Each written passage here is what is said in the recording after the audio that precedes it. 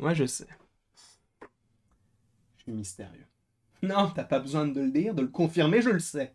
J'espère que tu vas bien, que tu as passé une excellente journée, une excellente matinée, un excellent réveillon, peu importe tout.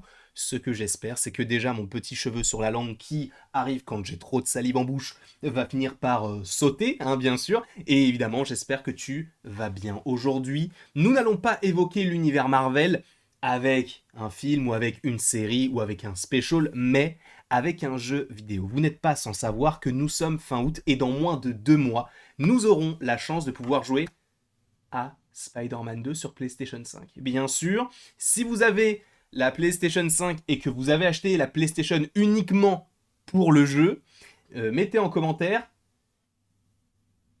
yes.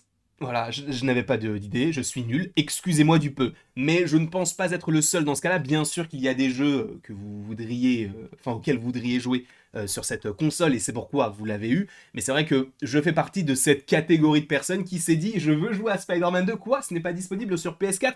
Eh ben je vais me ruiner avec la PlayStation 5. Voilà. Mais ça arrive dans moins de 2 mois et nous avons une petite mise à jour plutôt intéressante concernant le ton du jeu. Il est vrai que récemment sur Twitch, nous avons joué au premier, hein. D'ailleurs sur la chaîne YouTube, vous avez une petite critique. Alors sachez que d'ailleurs, pour les plus anciens d'entre vous, je crois qu'en 2018 ou en 2019, j'avais déjà publié une sorte de let's play du jeu, donc n'hésitez pas à aller le voir si vous en avez envie. Mais le fait est que là, donc je vous ai proposé la critique, et là on va parler précisément du deuxième jeu, puisqu'a priori, Spider-Man 2 sur PlayStation 5 devrait être un petit peu plus sombre. C'est vrai que pas mal de personnes m'en avaient parlé sur mon chat quand j'avais fait différents lives, etc. De oui, ce jeu-là sera plus sombre que le précédent, il y aura plus de sang. Et en fait, oui, il y a une mise à jour, entre guillemets, qui a été proposée sur...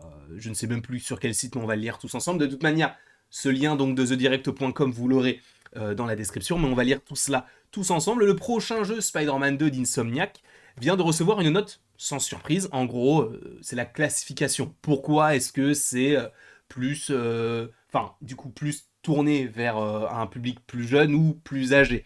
Eh bien, a priori, on serait plus sur quelque chose d'un petit peu plus adultes. Et ça ne me déplaît pas. Donc Kraven n'est pas non plus le seul méchant de la ville, le symbiote Venom préféré des fans, donc sera également sous le feu des projecteurs avant que le symbiote ne devienne le méchant monstrueux que les fans connaissent et aiment. Il donnera d'abord à Spider-Man son costume noir emblématique, absolument époustouflant. On avait déjà eu cette petite scène-là, évidemment, c'est l'une des premières scènes qu'on avait vues nous en tant que spectateurs quand on avait découvert eh bien la plupart des choses qui étaient sorties à ce moment-là. J'étais très content d'ailleurs de le découvrir de cette manière-là. Mais du coup, oui, on a une petite chose plutôt intéressante concernant la classification, puisque oui, une nouvelle liste donc sur le site web donc de Software Rating Board, enfin Entertainment Software Rating Board, du coup a révélé que Marvel's Spider-Man 2 sur PlayStation 5 est sans surprise classé T, donc pour teen. L'explication donnée, bon, on va la lire tout simplement parce qu'en fait, il y a des choses qui sont beaucoup plus matures, entre guillemets.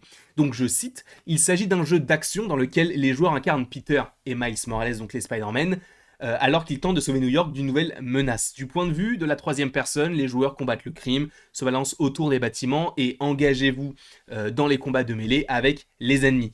Les personnages se frappent, se donnent des coups de pied, se jettent principalement pendant les combats. Les personnages centraux peuvent utiliser des attaques spéciales basées sur les symbiotes et l'électricité sur les ennemis. Donc, en fait, c'est vrai qu'on avait déjà eu l'électricité un petit peu avec le jeu Miles Morales, mais là, ça va être un petit peu plus poussé dans le sens où, eh bien, il a toute la pleine capacité entre guillemets de ses pouvoirs, ou en tout cas, il s'est amélioré. De plus, on sait qu'il y a le symbiote parce qu'on parlait de nouvelles menaces, donc le symbiote Venom et Kraven. Pour rappel, Kraven c'est un chasseur, donc la plupart des choses qu'il chasse, il les garde en trophée, ce qui signifie que bien sûr il y a cet aspect de meurtre, donc de tuer. Et Venom, on ne le présente plus, bon, même si la version de Sony du côté du cinéma nous a proposé une version un petit peu plus édulcorée du personnage, il est vrai que Venom peut aussi, de temps à autre, notamment dans les comics, paraître un petit peu plus monstrueux, un petit peu plus sanglant, même si c'est vrai que l'aspect symbiote beaucoup plus vénère et violent, on peut plus l'accorder au personnage donc de Cletus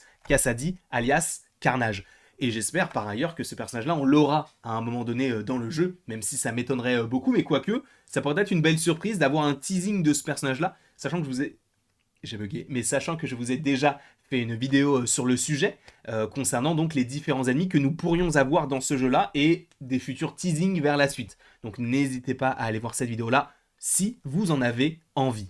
Mais revenons à cette petite déclaration. Certains ennemis utilisent des pistolets ou des mitrailleuses pendant le combat. Alors ça, ce n'est pas nouveau. On savait que les agents sabres, de toute manière, dans le premier jeu, utilisaient également cette technologie, tout comme la plupart des brigands qui te tiraient dessus. Mais là, c'est un petit peu plus poussé. Les coups de feu entraînent parfois des petites éclaboussures de sang. Et ça, c'est assez intéressant parce qu'il n'y avait pas vraiment ce genre de choses dans le premier jeu.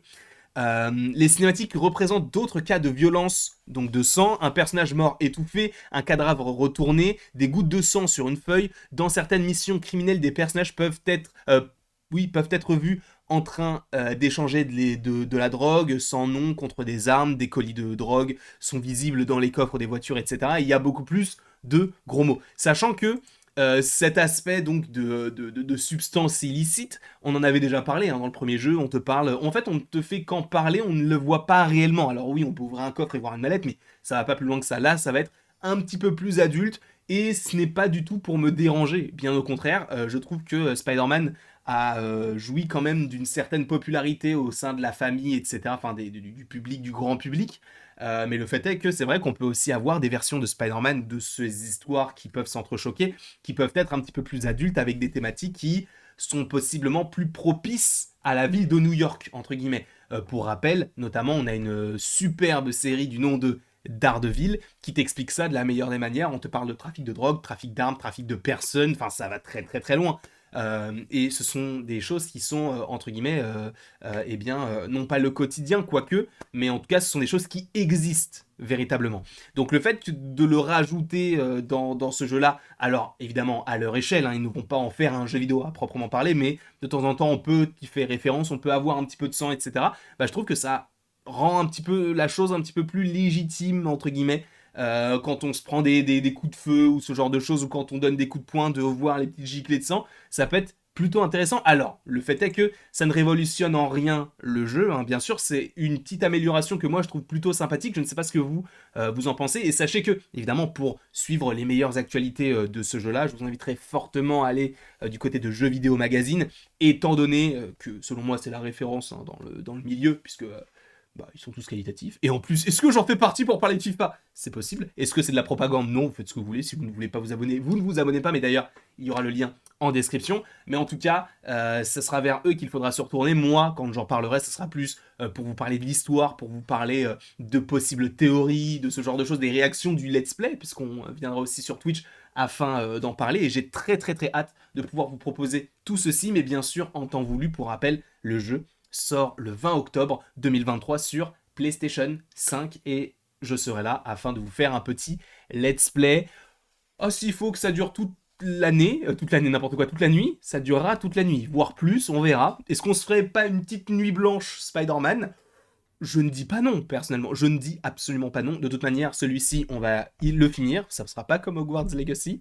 On va le finir et on va en faire une petite critique sur la chaîne. En tout cas, j'ose espérer que tout cela vous a plu. N'hésitez pas à me mettre en commentaire si vous êtes plutôt satisfait du fait que ce sera un petit peu plus violent, un petit peu plus sanglant. N'hésitez pas à me mettre tout ça dans les commentaires. N'hésitez pas non plus donc à aimer, à partager, à commenter et à vous abonner si ce n'est pas déjà le cas. Et après tout ceci, il ne me reste plus qu'à vous dire à la prochaine pour la prochaine. Et bien sûr, tu peux aussi cliquer sur la petite vidéo là en question. Il me semble que c'est sur Po. Alors je sais que ça n'a aucun rapport, mais j'ai fait une petite vidéo sur Po, donc dans Kung Fu Panda, sur son exploitation dans la tétralogie, entre guillemets. N'hésite pas à aller voir tout cela si tu en as envie.